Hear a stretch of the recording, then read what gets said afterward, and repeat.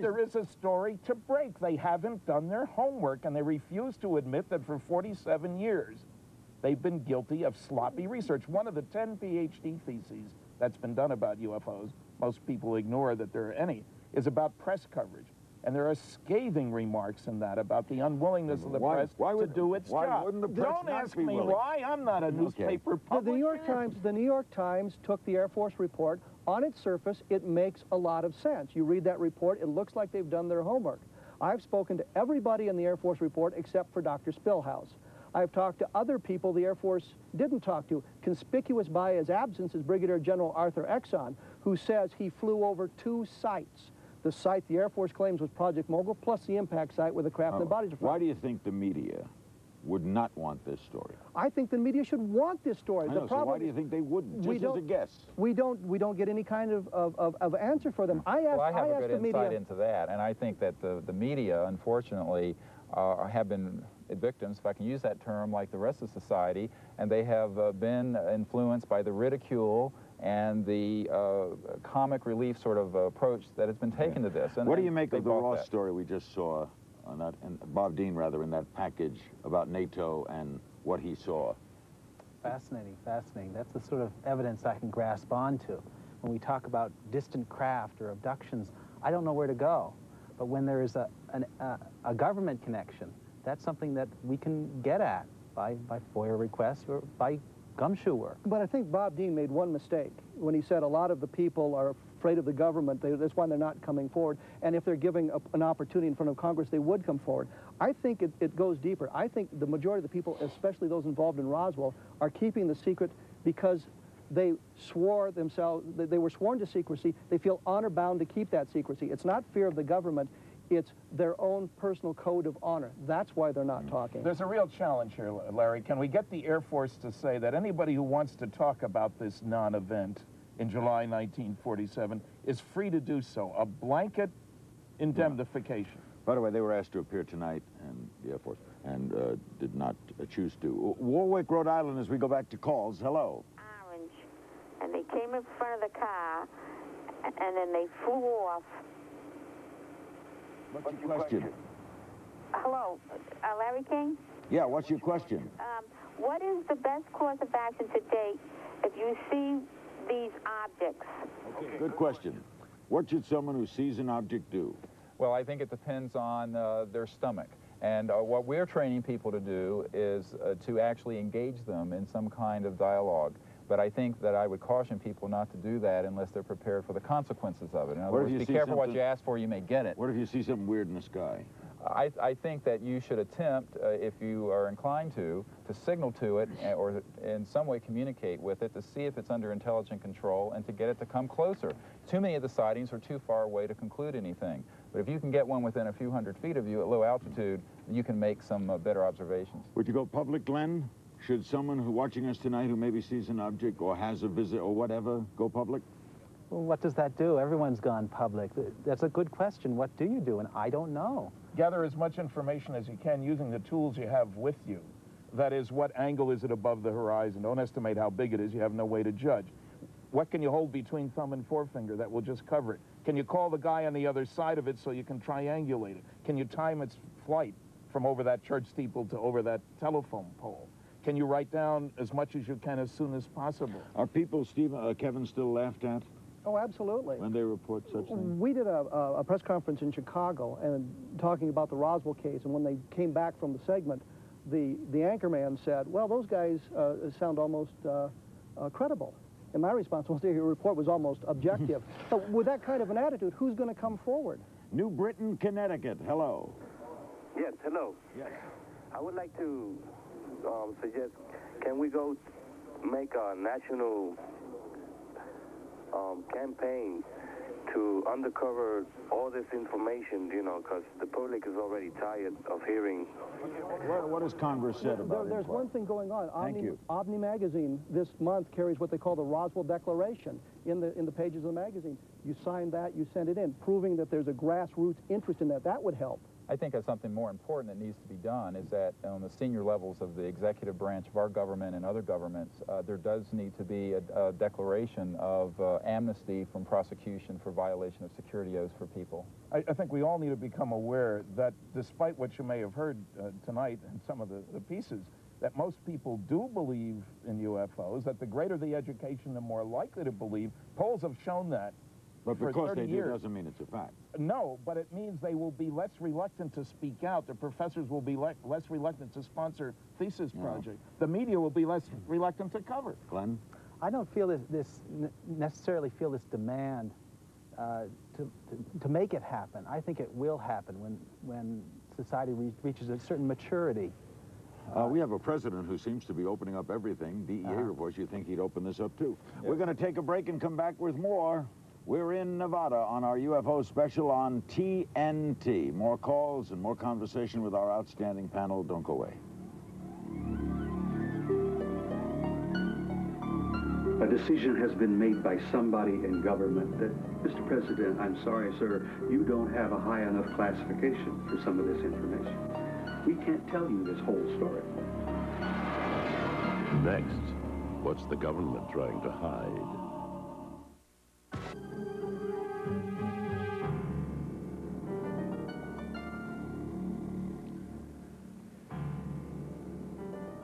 By the way, when the sun goes down in the desert, so does the temperature, and hence the coat.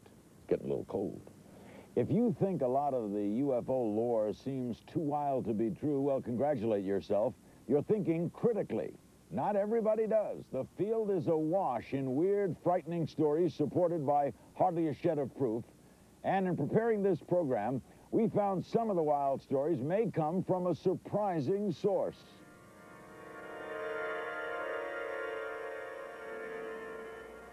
It's one small step for man, one giant leap for mankind. Old rumor, Armstrong and Aldrin saw UFOs on the moon. Newer rumor, the Mars Observer wasn't really lost, but is secretly orbiting the red planet, taking pictures too fantastic and frightening to release. I spent 10, 15 years on Mars Observer. Those guys are out of work today. They're not off somewhere and walking out with a secret smile on their face. This is nonsense. This is truly nonsense. Dive into the UFO subculture and you see why establishment scientists don't. Welcome to the world's weirdest rumor mill. Secret alien underground bases, secret alien joint government terrorists performing unspeakable medical procedures on people. Not a bit of proof for any of that. We have to ask ourselves, what's the genesis of stories like that? Incredibly, there's evidence that some of them come from inside the government itself. And he pulled out a plain brown envelope. And as he did so, he said, "My superiors in Washington have asked me to show this to you." I was out in a place called Crossville, Alabama. Linda Moulton Howe is a TV journalist who probes cattle mutilations and UFOs. While producing a report for HBO in 1983, she says she was invited to Kirtland Air Force Base in New Mexico by an agent of the Air Force Office of Special Investigations. She was led to a secure room and handed a document which shocked her. Began a very dry and brief summary of, according to this paper I was being shown, the crash and recovery of silver discs in a variety of locations in the southwestern United States and a place in the northern part of the nation of Mexico. According to this paper, there were 6 of these small, gray-skinned, large-eyed, noseless, slit-for-a-mouth beings, and that one was alive. Howe was told she'd been chosen to break the story of the century. She was promised official film of saucers and aliens. She told her bosses. Then came delays and excuses from her military connection, and ultimately nothing. HBO lost faith, dropped Howe's project. Was she exposed to genuine secrets or a weird hoax? Either way, what was the point? It seems to be a concerted effort to spread disinformation. Researcher Jenny Randalls had a similar strange experience while probing a 1980 incident at Bentwaters Air Force Base in England. security patrols spotted a glowing object through the trees and came upon a metallic capsule-shaped thing hovering in a clearing. A U.S. Lieutenant Colonel led a chase and wrote up an official report. But that's not all. A few days after the incident occurred, a base security police officer who has never gone on public record since, despite the fact that many of the witnesses have done, came out with this amazing scenario of aliens in the forest, contact with the base commander, which almost every other witness I've talked to since has categorically denied had taken place. Why would military sources seek out UFO researchers to peddle wild, uncorroborated stories? Many charge it's part of a secret push to discredit them. Dr. Jacques Vallée believes hoaxes conceived in high places have misled investigators and witnesses alike. In fact, I know many of the cases that I have studied turned out to be not UFO cases at all, but manipulations or fabrications that were done not by the witnesses, but for the benefit of the witnesses by somebody else. What's the motive? Some say ridicule. If the idea is to hurt people's credibility, it's worked. And when real events happen, when there are real crash discs or there are real beings that walk into somebody's pasture and they see them, we'll just make sure that ridicule and disinformation immediately follow, and that will keep everybody, including the media, from paying any attention. Now, I think that has been a policy decision. Take the controversial Majestic 12 papers, supposedly prepared in 1952 for President-elect Eisenhower. They discuss recovered saucers and alien bodies. The papers surfaced in California in 1987, but Linda Howe was shown some of the same language in her odd encounter in 1983. And another shadowy source told Jenny Randles about Majestic 12 in 1986.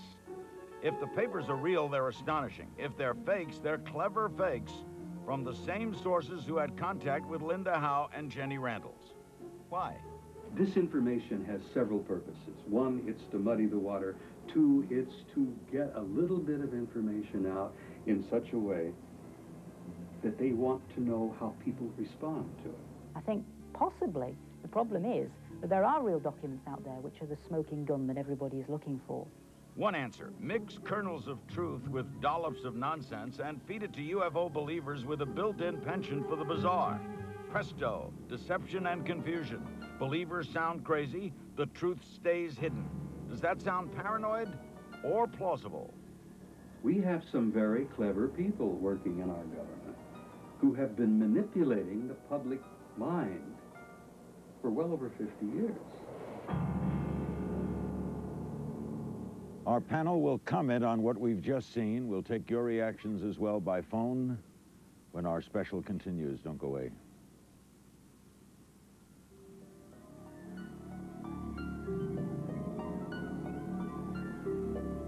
If this is true, it's the biggest event in all of human history. Coming up, more from the most secret place in America.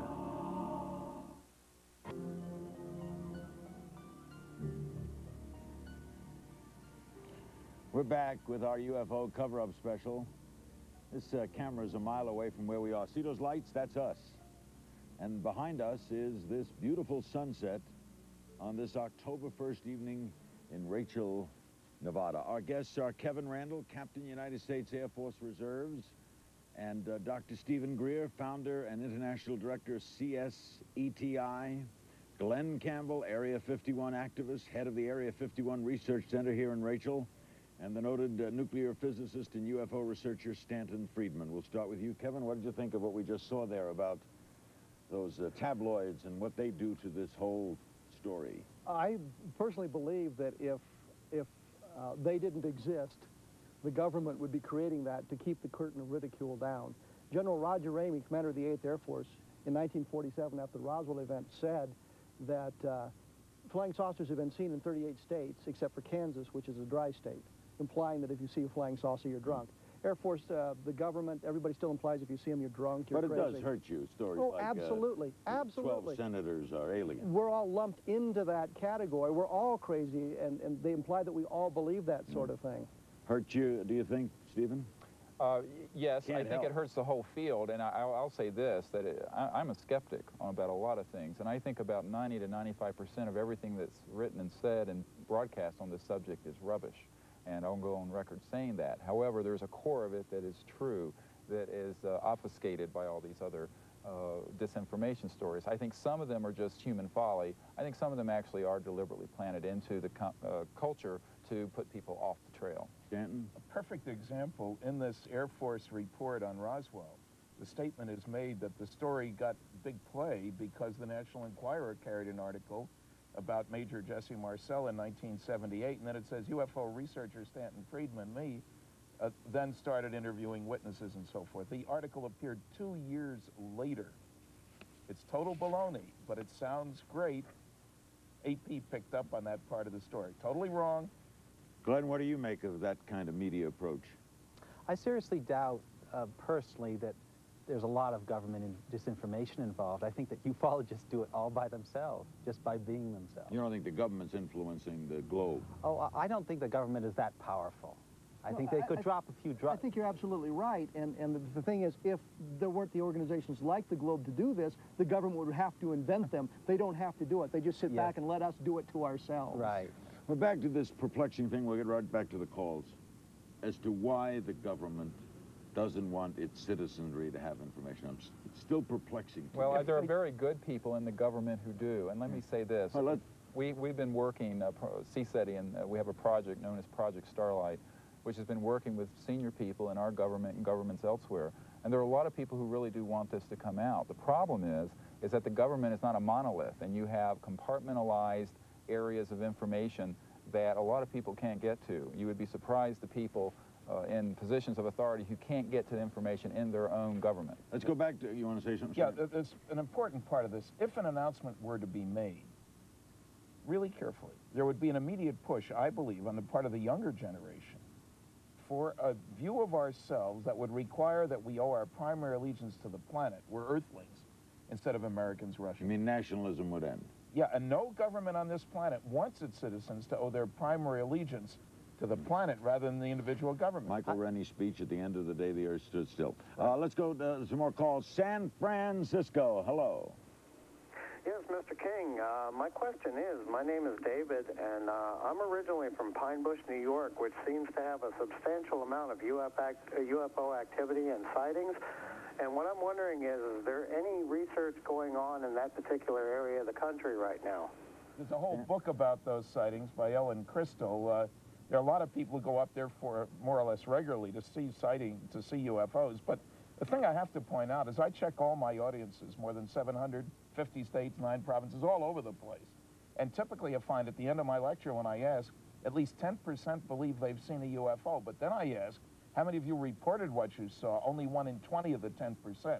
Sightings are common, reports are uncommon, but investigations are rare. One night I used to do color on the Miami Dolphin broadcast. We're flying back, I think in 1971, 72, beautiful evening, forget where we had played. And there was a white light off to the right of the airplane where we were, like at our altitude. It wasn't an airplane, it wasn't a star, it glowed and got a lesser glow and then a higher glow and then a lesser glow. We walked up to the pilot said, I don't know what it is. He reported it. It was not on the radar. And in about an hour it went away. What was that? An unidentified something in the sky. So I saw a UFO. But not necessarily a flying saucer. Right, not necessarily. Could have been anything, right? Could have been anything. Yeah, and this is an important distinction that we try to focus in on events that are close enough range that we can distinguish that it is not something conventional. Philadelphia, hello. Hi. Dr. Stephen Greer said something interesting early in the show, and that was that on several occasions he's signaled these saucers and seen them up close. I'd like to ask him if he's ever taken any video or still pictures of these sightings and signalings he's done with them. Good question. Yeah, we do have some videotape and still pictures. I'm not a videographer or photographer. What does it take? You put up a camera and you take pictures? Well, we have people on our team who do that, and I think... Have you shown them everywhere? I have shown them. I think we gave them to your producer. I don't know if you're going to show them in the broadcast or not. And what I would point out to people is that there are dozens of photographs and hundreds of videotapes now. This is not an unusual thing. If the media would spend 10% of the time they're spending on O.J. Simpson or Whitewater to look into this, they would find there's a tremendous amount of good evidence out there. What do you think Goldwater meant, or General LeMay meant when he told Goldwater, got mad at him, don't ask me about this. Yeah, I've spoken to Barry about this, and Senator Goldwater felt, and I think what was intended was that, yes, there is something there, there's smoke and there's probably fire, and do not ask about it because, from what I understand, Curtis LeMay himself did not have access to this area where this stuff was kept. We'll have more on our UFO special from Rachel, Nevada on TNT. I'm Larry King, back with our guests, some more phone calls, another very interesting package right after this. I think it's quite clear that the major powers of the world have access to a lot of information about UFOs. How much do we know? The climax of the mystery after this.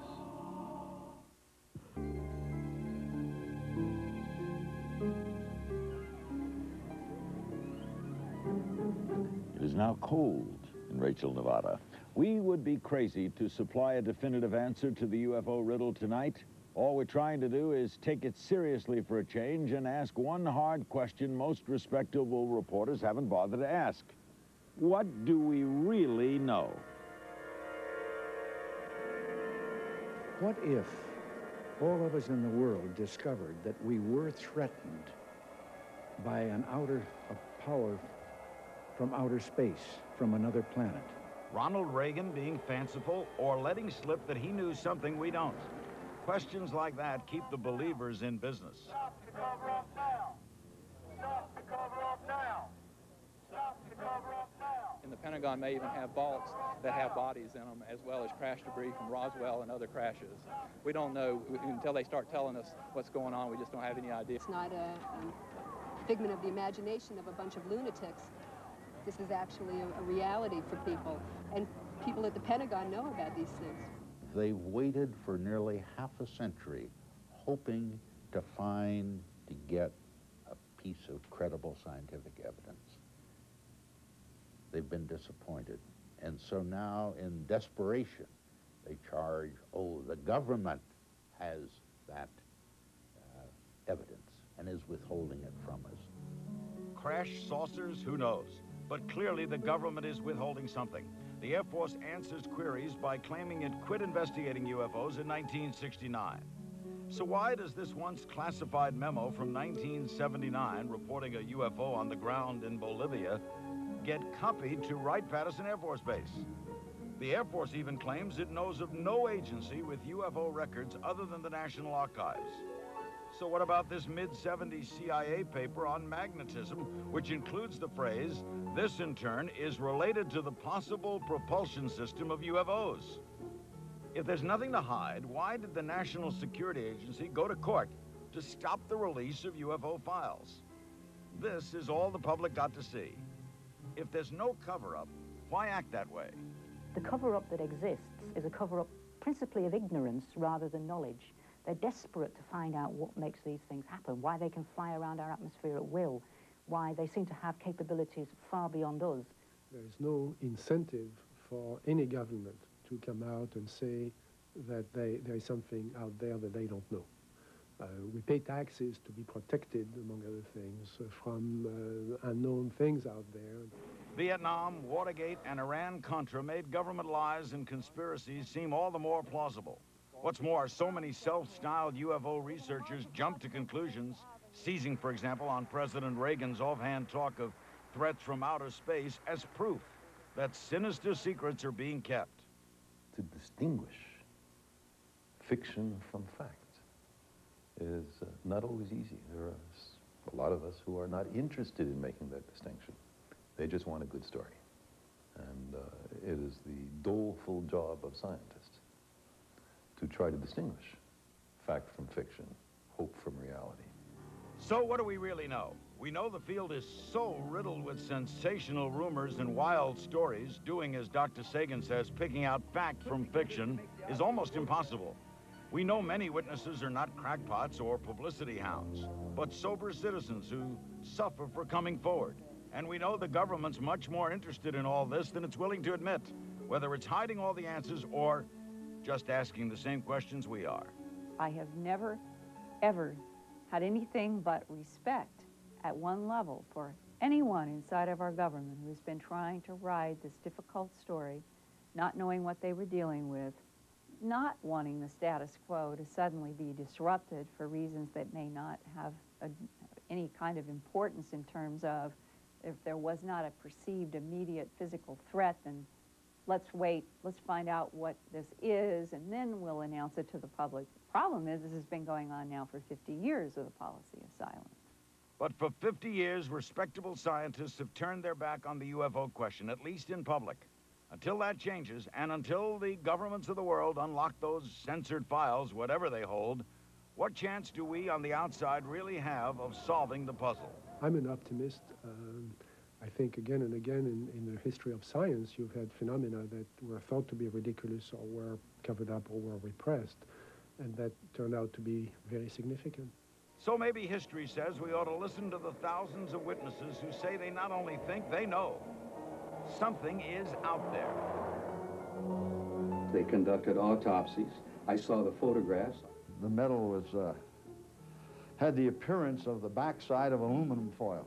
I get letters from Saudi Arabia, from New Zealand, from Russia. So the phenomenon is extremely widespread. I think the government has an obligation to come forward with the information it has and to make it public. The American people are stronger than their government has ever realized. They're brighter, they're stronger, they're braver, they're more courageous than their government even recognizes. I still believe at the deepest level in my heart that this subject will come out, the people will learn the truth, they will deal with it, and they will grow from it and develop and go on from there. Is he right? Will we develop and grow from it? Do we really want to know? I think we have to know. How can we survive as a culture, as a society, if there's information that we're not allowed to know, we're not privy to? How can we make intelligent decisions about what we're going to do in the future if something is kept from us? Yeah, I think, too, that perhaps during the Cold War there were reasons to keep this quiet. I don't think those reasons exist anymore, and that if it's done in the proper fashion, if an announcement concerning this can be done in a proper way, that it will be the catalytic event that will lead us into the next millennium in a state of much better than we are now, I think. Or else these people we just saw were lying, Snap. Yeah, I think it's easy to call people liars, Larry, and the noisy negativists, as I call them, often do that without checking their facts, without getting their data straight. I think what's important here is to recognize that the future of this planet is going to be interconnected with space, whether we like it or not at this point in time. Just as North and South America were important for the Europeans of a few hundred years ago, space will be important for our grandchildren and their grandchildren. And the sooner we recognize that we're part of a galactic neighborhood, and maybe we can act in such a way to qualify for admission to the cosmic preschool, I don't think we even get into kindergarten yet, the better off we will be. And some people are fearful. Sorry about that. Glenn? I really question how important the aliens really are. Really? I think that fundamentally we retain our humanity. Our world is here. If they are out there on the moon or circling around or coming and taking our cattle, that doesn't really change our life here. We still have to be human. If the story hits, the government releases some information, we still have to go back to our jobs the next day. Everybody's got to do what they got to do tomorrow. That's right. But they have more knowledge, at least, of the world around them. They will. A couple more calls. Franklin, West Virginia. Hello. Hi, Mr. King. I have a question for your general panel. Can you speculate how long the government will be able to keep not only the mission of Area 51 a secret, but what they really know about UFOs a secret from the general public? How long, Kevin? As long as the curtain of ridicule exists, as long as people are afraid to come forward because they don't want to be ridiculed. I mentioned earlier President Clinton's opening up all the agencies, Agent Orange, diseases from 30 years ago. Department of Energy's done a spectacular job. Don't you think he I think this administration is inclined to come out with the truth on a lot of things that have not been disclosed in the past. The problem is how much they can get in terms of information.